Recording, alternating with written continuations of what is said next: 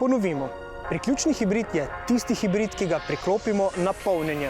No, v praksi pa je priključni hibrid električni avto, ki nima tistih značilnih omejitev električnega avtomobila, ko govorimo o dosegu in polnjenju. Tokrat si poglejmo, zakaj je resnično pomembno, da smo pri tem početju dosledni.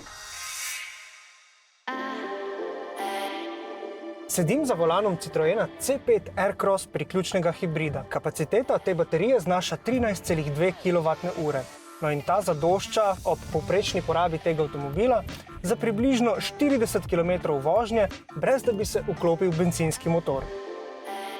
Po naših podatkih povprečen Evropejec na delovnik prevozi približno 28 km. No in električni doseg tega avtomobila seveda zadošča, da bo bencinski motor pod pokrovom tukaj lepo počival.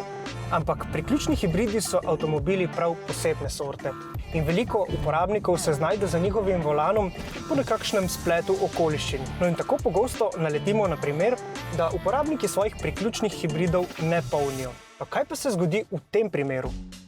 Naredimo preprost izračun. Vsak delovni dan naredimo povprečno 28 km, nato pa se vsak drugi vikend podamo še na družinski izlet, kjer naredimo še dodatnih 200 km. Domače polnjenje, ki ga opravimo čez noč, torej v obdobju manjše tarife, je v Sloveniji mogoče po povprečni ceni približno 0,065 evra za kilovatno uro.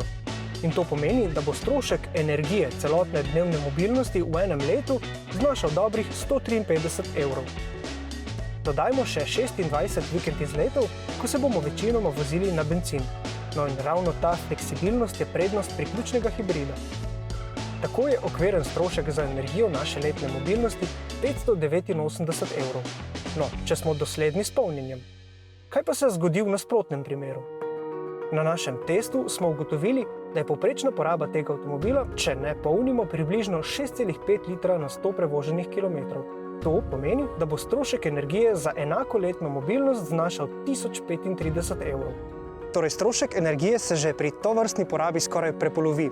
Še večja razlika pa bo, če boste električni potencial svojega priključnega hibrida v polni meri izkoriščali.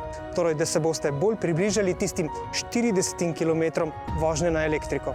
Več kot boste polnili, več kot boste vozili na elektriko, večji bodo prihranki.